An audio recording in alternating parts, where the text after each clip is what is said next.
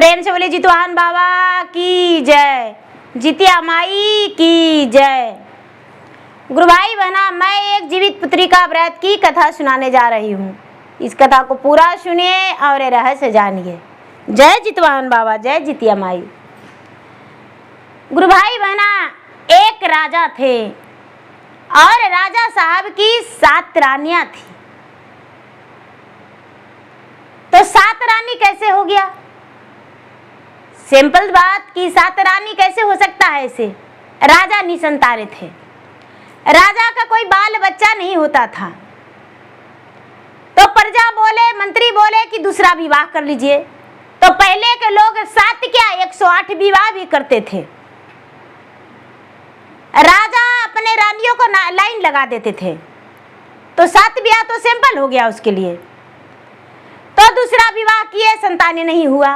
तीसरा विवाह किए, संतान नहीं हुआ। चौथा किए, नहीं हुआ। 5वां किए, नहीं हुआ। 6ठा किए, नहीं हुआ दीदी। 7वां किए, फिर भी नहीं हुआ। तो छोटी वाला को 6 रानियां कौआ हकनी कहती थी। छोटी वाली रानी को कौआ हकनी कहती थी। छोटी रानी को 6 रानियां बिल्कुल नहीं समझती थी। बेचारी छोटी रानी घर के दासी के बराबर घर में काम करती थी। घर में खाना बनाना, बर्तन धोना, गोबर गोईठा करना, झाड़ू लगाना, ये छोटी रानी करती थी।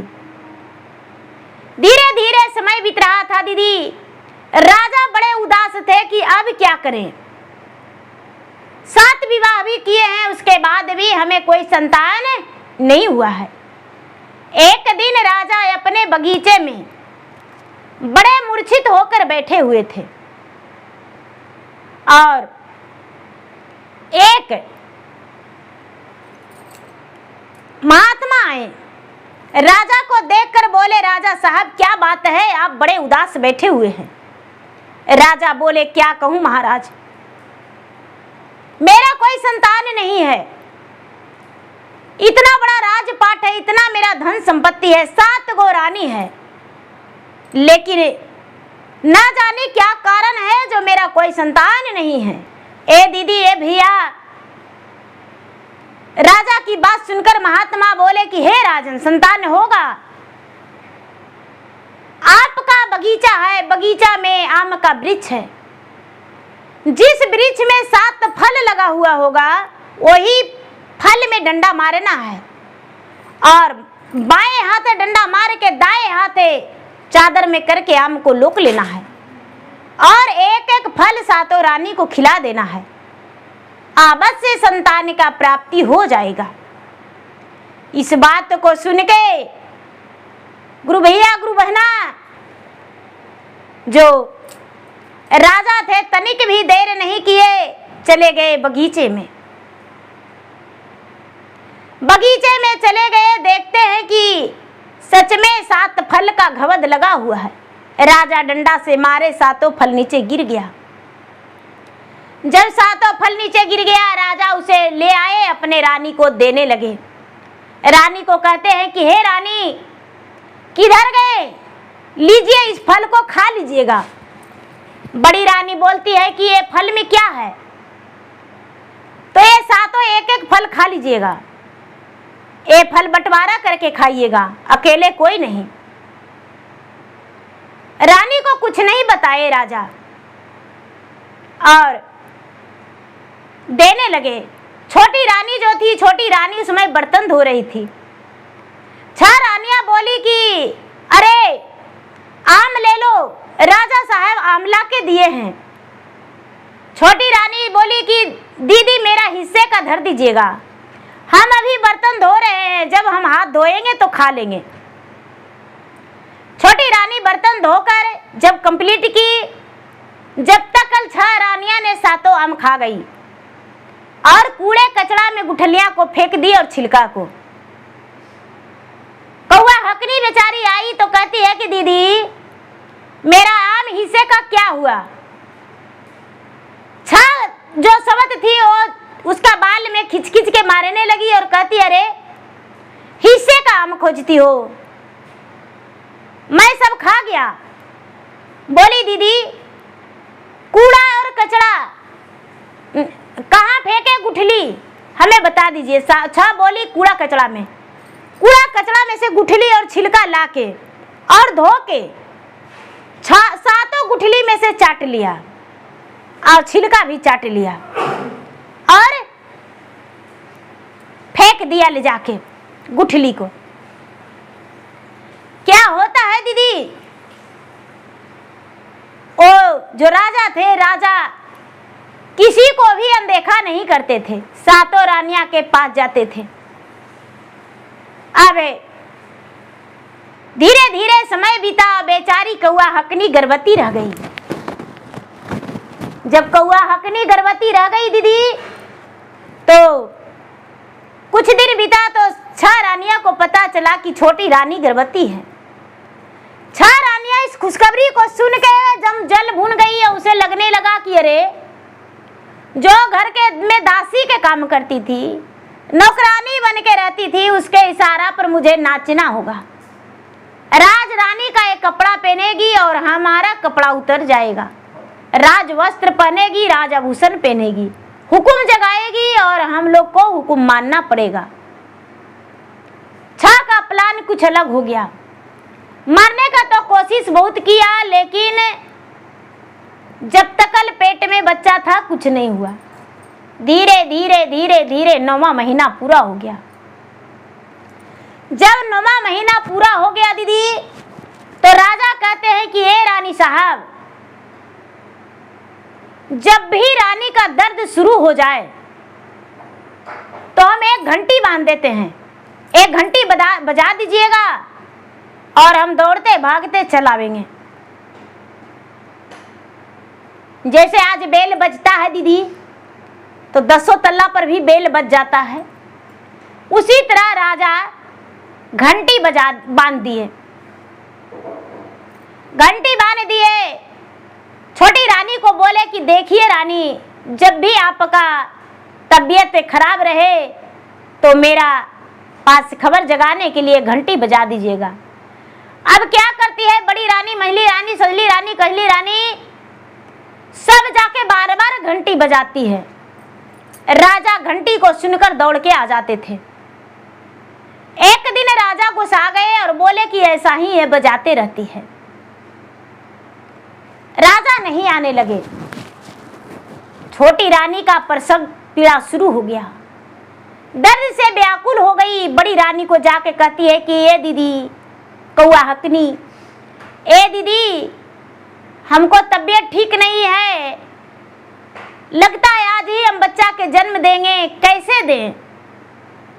बोली कि कैसे दे, जाओ कोठी के सांधी में ऊपरे कोठी पर जाके और उल्टा पाव कर लेना और माथा नीचे, तुम्हारा बच्चा आराम से जन्म ले लेगा। बोली दीदी उतना तो हम चढ़ने नहीं सकेंगे, मैं बहुत व्याकुल हूं दर्द से, कैसे उतना दूर चढ़ेंगे? बोली अरे, बोले ना जाओ। बेचारी कौआ हकनी गई और कोठी के सांधी में छुप गई और 2 बच्चा का जन्म दे दिया, एक लड़का एक लड़की। बेचारी कौआ हकनी बच्चा को जन्म देते देते बेहोश पड़ गई। 6 सबद देखी, डगरीन आई थी। डगरीन को बोली कि हे डगरीन, तुम्हें 100 सिक्का देंगे सोना के, जो कि तुम्हारा तनख्वाह आधा सिक्का भी नहीं है। 100 सिक्का देंगे, जाओ बच्चा के फेंक लाओ, मार के फेंकना नदी में। एक भाई बना दासी तैयार नहीं थी, बोली यदि नहीं फेंकने जाएगी तो तुम्हें मरवा देंगे, जाके फेंक लाओ।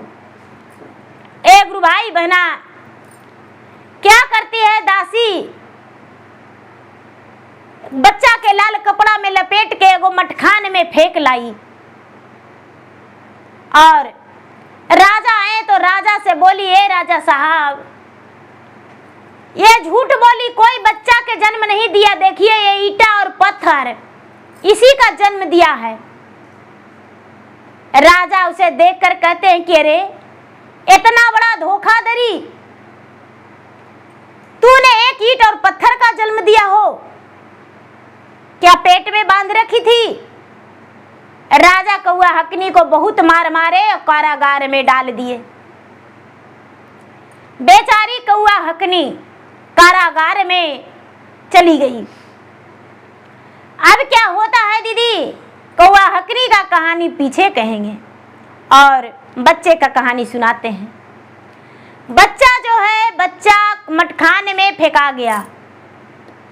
एक कुम्हारी मिट्टी लेने सुबह सुबह आया। बच्चा जो था, बच्चा बड़ा सुंदर, बड़ा प्यारा था। एक दिन का बच्चा, तुरंत का जन्मा हुआ बच्चा था, मटखाने में फेंका हुआ था। कुम्हार और कुम्हारी ने जब नजर पड़ा बच्चा पे, एक बच्चा पे नजर पड़ा कुम्हार का, एक कुम्हारिन का, दोनों शौक गए, अरे बच्चा है।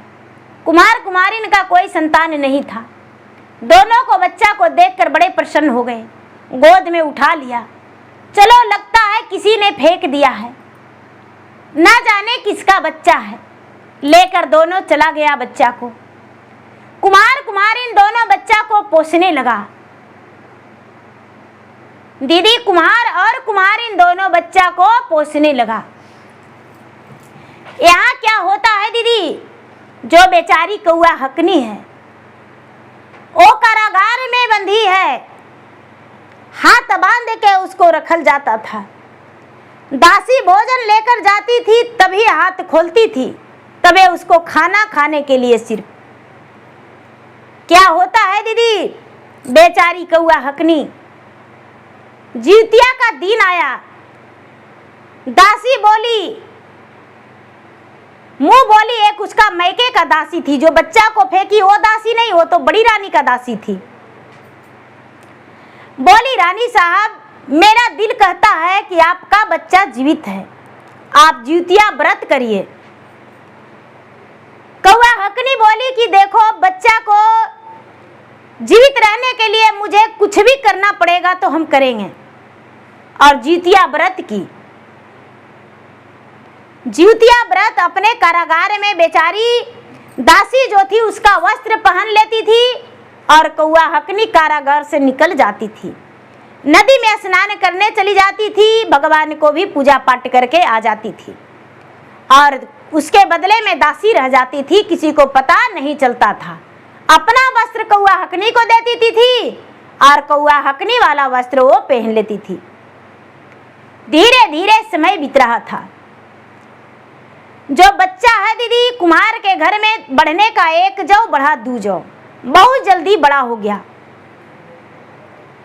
जो कुम्हार था वो मिट्टी का घोड़ा और मिट्टी का हाथी बना दिया।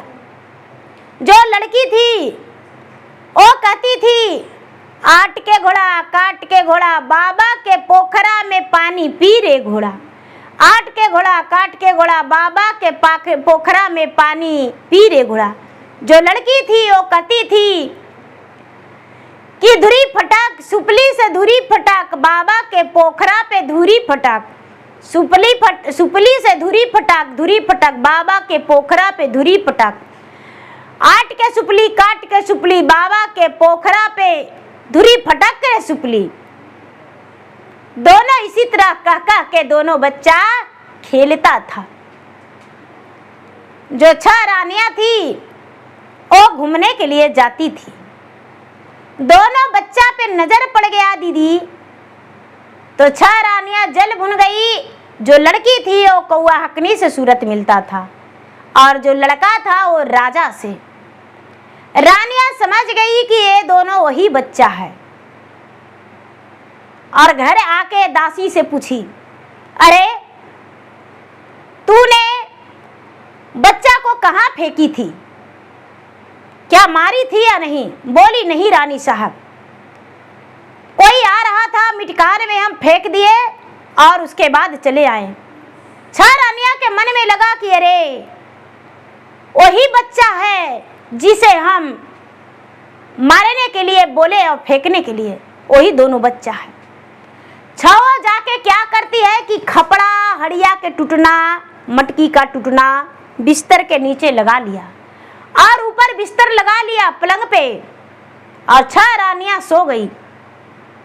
जब राजा राज कचहरी से आए तो देखते हैं कि कोई रानी नहीं।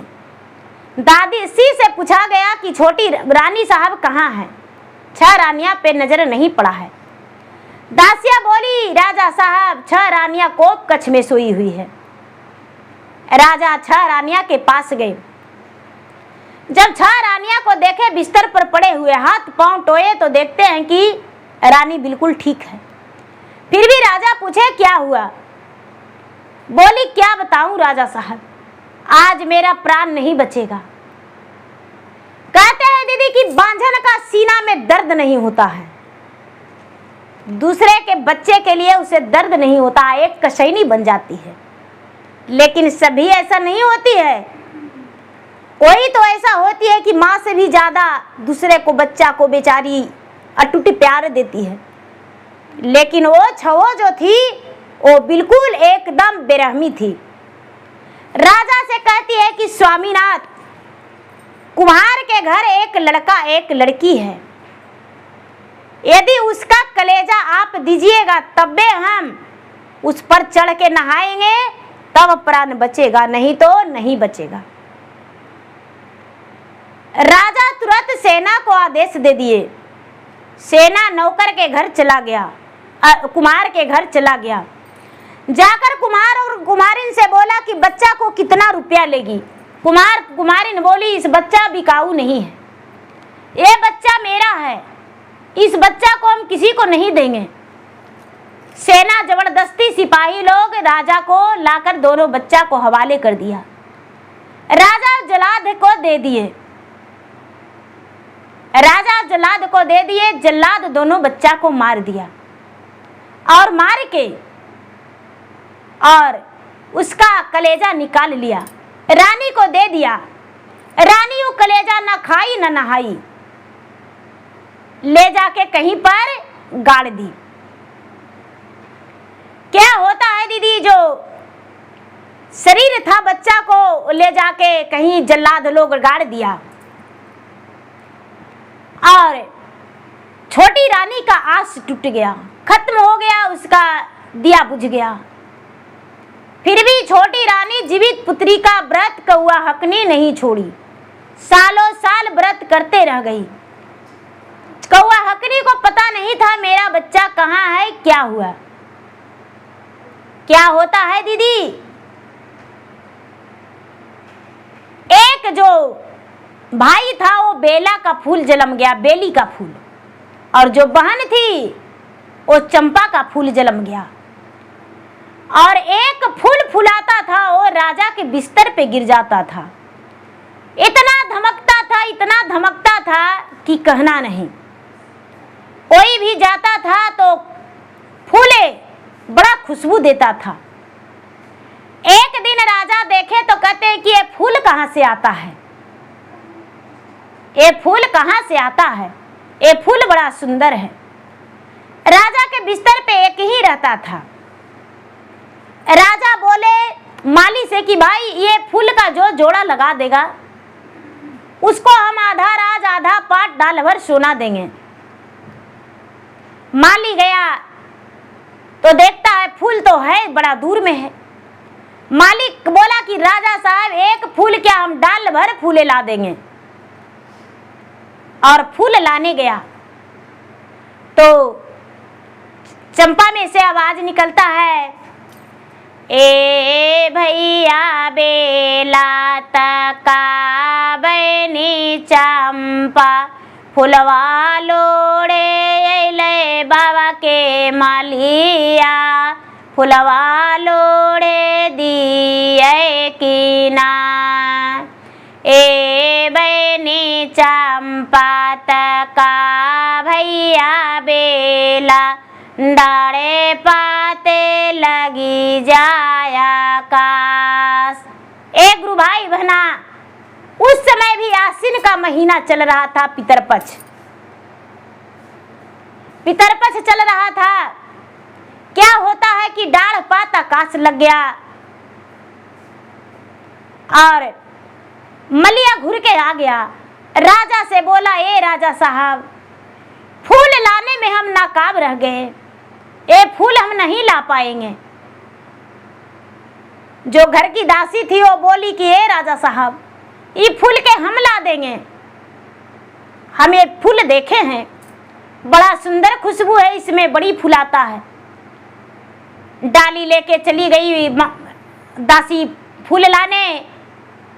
तो जब देखी चंपा तो कहती है, ए भैया बेलाता का बहनी चंपा, फुलवा लोड़े ले बाबा के दासिया, फुलवा लोड़े दिए कीना। ए भैनी बे चंपा का भैया बेला, डाले पाते लगी जाया कास। एक गुरु भैया बहना डाल पात आकाश लग गया और दासी भी घुर के आ गई। दासी भी घुर के आ गई, राजा से बोली, हे राजा साहब, वो फूल हमसे नहीं टूटेगा। मंत्री बोला कि हे राजा साहब, फूल के हम ला देंगे। मंत्री गया तो मंत्री को देखी फूल तो आवाज निकलता है, ए भैया बेलाता का बहनी चंपा, फुलवा लोड़े ले बाबा के मंतारे, फुलवा लोड़े दिए कीना। ए बहनी चंपा का भैया बेला, डाड़े पाते लगी जाया कास। डाल पात आकाश लग गया। मंत्री जो आवाज सुना दीदी, वो राजा से आकर बोला कि ये राजा साहब, फूल में से आवाज निकलता है, कुछ अच्छा मीठे स्वर में गाता है, जो बड़ा सुंदर और सुहाना लगता है। राजा साहब, एक बार आप चल के देखिए, हो सकता है कि आप से वो फूल टूट जाए। राजा गए तोड़ने के लिए फूल। वो फूल में से आवाज निकलता है, ए भैया बेलाता का बहनी चंपा, फुलवा लोड़े आए लाना बाबा, फुलवा लोड़े दिए कीना। ए बहनी चंपा का भैया बेला, डाड़े पाते लगी जाया कास। एक गुरु भैया बहना फूल आकाश लग गया। राजा भी लौट कर आ गए। रानी को सुनाए तो रानी कहती है, छह रानियां, कि हम फूल तोड़ लेंगे, यदि फूल नहीं टूटेगा तो पेड़ को कटवा देंगे। फूल ना कैसे टूटेगा, हम जाएंगे, हम राजा के घर के रानी हैं, मेरा नाम महारानी है, मेरा ऑर्डर पे पूरे नगर चलता है, वो फूल नहीं कैसे मेरा ऑर्डर मानेगा। हम जाके और फूल तोड़ के लाएंगे। जो छह रानियां थी दीदी, वो चली गई तो आवाज निकलता है कि भैया बेलाता का बहनी चंपा, फुलवा लोड़े ले सतेली मैया, फुलवा लोड़े दिए कीना। ए बहनी चंपा का भैया बेला, डाड़े पाते लगी जाया आकाश। आकाश में फूल खिल गया, सब आकाश लग गया। पहले से भुइयां लोर रहा था, लेकिन जब कोई जाता था तो आकाश लग जाता था। गुस्से में आग बबूला होके छह रानियां कहती है कि पेड़ को कटवा देंगे, हम पेड़ को कटवा देंगे, इस पेड़ को रहने नहीं देंगे। एक गुरु भाई बहना, राजा कहते हैं कि ये पेड़ नहीं कटेगा। पेड़ कैसे कट जाएगा, पेड़ नहीं कटेगा। मंत्री बोले, ए राजा साहब, सब तो आइए गया है, लेकिन यदि आपकी छोटी रानी आज्ञा हो तो कौआ हकनी को भी ले आते और उसे भी देखते एक बार तुड़वा के। राजा बोले, वो मेरा पगड़ी झुका दिया है, मेरा इज्जत बर्बाद कर दिया है, इसीलिए हम उसे देखना पसंद नहीं करते हैं। कारागार में भी मरेगी, कारागार में ही सड़ेगी। हम उसे नहीं लाएंगे। मंत्री बोले कि ये राजा साहब, एक बार आप ऑर्डर दे दीजिए और आप छोटी रानी को मत देखिएगा, आप मुंह फेर लीजिएगा, हम छोटी रानी को लाएंगे और वो भी तसल्ली कर लेगी। राजा ऑर्डर दे दिए। मंत्री गए और कारागार के दरवाजा खोल दिए। कारागार में बेचारी छोटी रानी कौआ हकनी थी। कौआ हकनी थी गुरु भाई बहना। मंत्री बोले कि ये छोटी रानी, आप चलिए, एक फूल किसी से नहीं टूट रहा है। कौआ हकनी कहती है कि मंत्री जी, हम 12 बरस से इस कारागार में हैं और आज हम उपासल हैं, ज्योतिया व्रत किए हुए हैं। आज मुझे चलने का ताकत नहीं है जो कि हम चल सकें, हम आज नहीं जाएंगे। मंत्री कहते हैं कि आपको चलना होगा, आप फूल तोड़ के देखिए। सारी गांव आजमाया है, 6 रानियां आजमाई, राजा आजमा लिए, माली आजमा लिया, दासी आजमा लिया, तो आप क्यों नहीं, आपको चलना होगा। डोली कहार लाते हैं। बोली नहीं राजा साहब, नहीं मंत्री जी, डोली और कहार मुझे नसीब नहीं है। हम डोली कहार कहाँ भाग है मुझे, मेरा तो एक नसीब कारागार है। बेचारी सही हुई थी, ज्योतिया व्रत की हुई थी, भगवान को ध्यान लगाई हुई थी। जब पहुंचने वाली थी तो फूल का नजर पड़ा तो बड़ा प्रेम से, 6 रानियां भी एक तरफ बैठी हुई थी, राजा भी थे, नगर के लोग भी था, बहुत सारा भीड़ लगा हुआ था।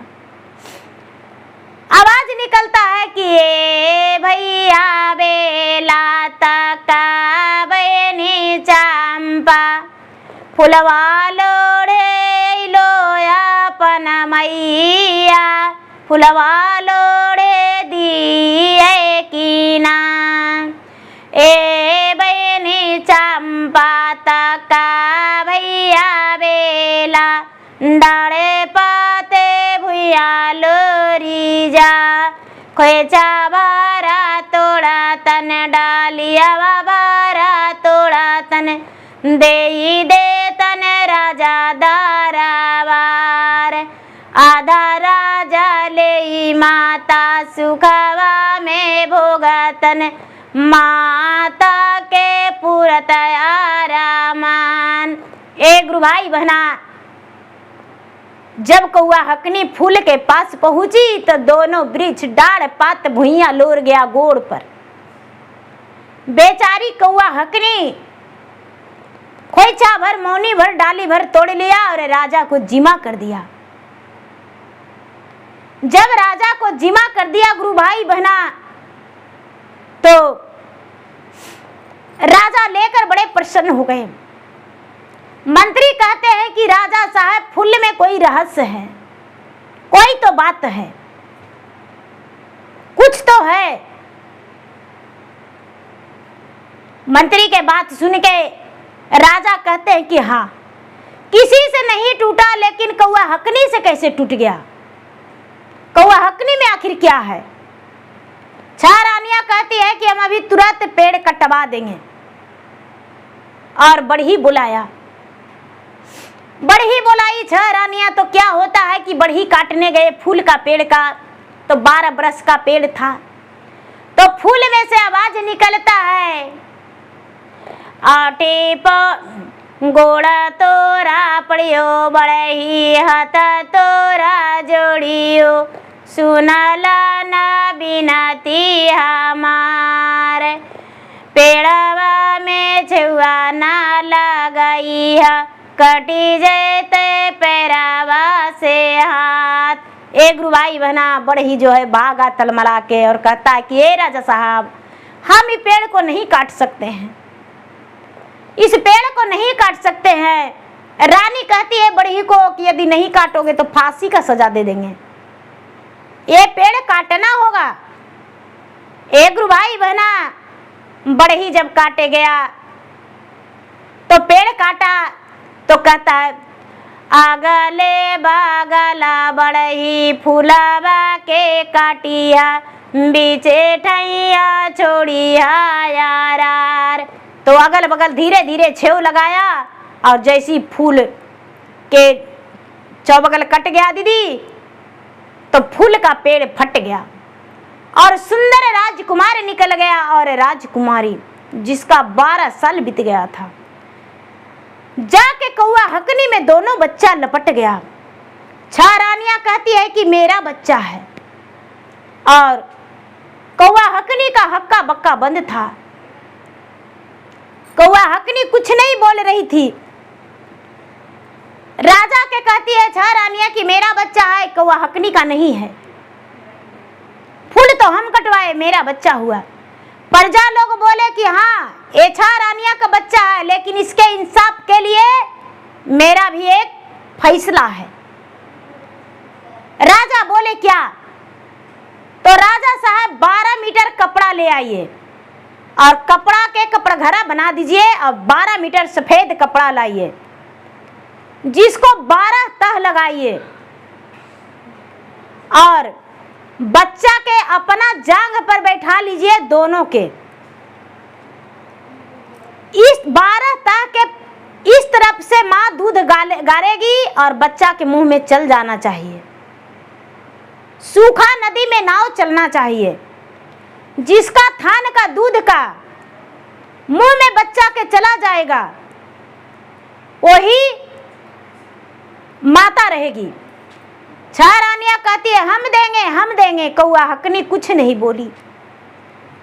6 रानियां एक जगह बैठ गई और कौआ हकनी बेचारी अलग है। 6 रानियां आजमा लिया, लेकिन दीदी बांझन का थान से दूध कैसा? बांझन की थान से दूध कैसा?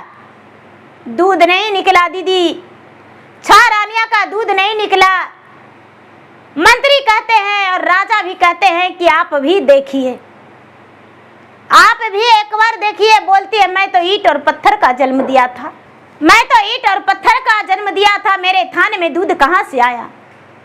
ध्यान करती है भगवान भोलेनाथ को, ध्यान करती है सूर्य देव को, ध्यान करती है जितवाहन को। जितवाहन को कहती है कि हे जितवाहन, आपने मेरे पुत्र को लौटाया है तो आज सूखी नदियां में भी नाव बहा दो। इस माता के थान में गंगा जैसे उमड़ता है उसी तरह दूध का धारा बहा दो, कि सबके सामने अपना पवित्रता को हम परीक्षा दे सके। माता का एक बूंद मेरा बच्चा के दूध मुंह में चला जाएगा। हे जितवाहन भगवान, आप मेरा पुकार सुन लीजिए। जितवाहन प्रकट हो गए दीदी, और कौआ हकनी के थान में पूरा दूध उमड़ गया। और इतना दवाई जो 12 तह के बाद भी दूध पार होके और बच्चा के मुंह में घट घट चला गया। बच्चा को सब देख रहा था, लेकिन कौआ हकनी जो बेचारी थी कपड़घरे में थी। जहां तक के कि बच्चा के मुंह के बाद भी राजा के जांघ पर दूध चला गया। एक धार नहीं 12 धार मारी। 12 धार लड़का के मुंह में, 12 धार लड़की के मुंह में। बच्चा पेट भर के और माता को सीने में लग गया कि माँ आज मुझे एक घोट दूध पिलाई माँ, मेरा जीवन धन्य हो गया। एक भाई बहना दोनों बच्चा कौआ हकनी को ठहरा। कौआ हकनी अपना कलेजे से लगा ली। अब क्या होता है? राजा पूछते हैं कि ये सब कैसे हुआ? कौआ हकनी बोली, स्वामीनाथ, जब मैं बच्चा को जन्म दिया, बड़ी दीदी से पूछा, आप तो घंटी बांध दिए थे, इन लोगों ने बार बार घंटी बजा दिया करता था, आप चले आते थे। उस दिन कितनों घंटी बजाए, आप नहीं आए। बड़ी दीदी बोली, जाओ कोठी के कंधे पर चढ़ जाओ, कोठी में ढुक जाओ, भला कोठी में बच्चा पैदा होता है। हम कोठी के सांधी में छुप गए और दोनों बच्चा को जन्म दे दिए। इन्होंने मेरा बच्चा को दासी को देकर और बिगवा दिया, जो कि दोनों बच्चा कुम्हार के हाथों चला गया और कुम्हार के यहाँ से भी लाके और इच्छा मिलके कटवा दिया। राजा कुम्हार को बुलवाए। कुम्हारी ने बोली, हाँ राजा साहब, ये सच है, ये मेरा संतान जो था वो मेरा नहीं था, मटखाने में मुझे मिला था। राजा क्या करते हैं दीदी, 6 रानियां को देश निकाला का आदेश दे देते हैं। कौआ हकनी बोलती है, नहीं स्वामीनाथ, आज इतनी बड़ी अपराध मत कीजिए, मेरा फैसला मानिए तो 12 बरस हम कारागार में रहें। जीवन भर ये 6 रानियां नौकरानी बन के रहेगी, घर में कोई दाई दासिया नहीं रहेगा। दोनों बच्चे मेरे राज का उत्तराधिकारी बनेगा, एक राजकुमार एक राजकुमारी, और हम राजमाता बनेंगे। राजा एन मस्तू बोले। राजा उसी जगह पे ढोल बाजन मंगवाए और ठीक जितिया के दिन एकदम धूमधाम से दोनों पुत्र को और अपने पत्नी को घर लेकर गए। राजा अपने से सोने का थाल में रानी को आरती उतारे और दोनों बच्चे को आरती उतारे और गिरा प्रवेश करवाए। अब राजा और रानी कौआ हकनी जो थी राज रानी बनी, राज वस्त्र मिला, राज आभूषण मिला, और दोनों जो बच्चा था घर के चिराग था, उसे पूरे राज का उत्तराधिकारी बन गया और पूरे गांव का नगर का लोग उसे मान सम्मान दिए। 6 रानियां को राज वस्त्र उतरवा दिया गया और छोटी रानी को दे दिया गया। 6 रानियां कभी घर के अंदर नहीं जाती थी, बच्चे से नहीं मिलती थी और नौकर की तरह गोबर गोईठा सानी पानी झाड़ू बर्तन करती थी। राजा और कौआ हकनी सुखी जीवन बिताए, 6 रानियां भिखारन बन के रही। तो देखिए गुरु भाई बहना, मेरा वीडियो अच्छा लगे तो मेरा वीडियो को लाइक करें, शेयर करें, चैनल पर यदि नए हैं तो चैनल का सब्सक्राइब करें, बेल आइकन घंटी को दबाएं, जो कि मेरा वीडियो का नोटिफिकेशन सबसे पहले आपके पास जाए, आप मेरा वीडियो सुन सके। कमेंट बॉक्स में जय जितवाहन बाबा, जय जितिया माई जरूर लिखें। धन्यवाद। एक कौआ हकनी की कथा।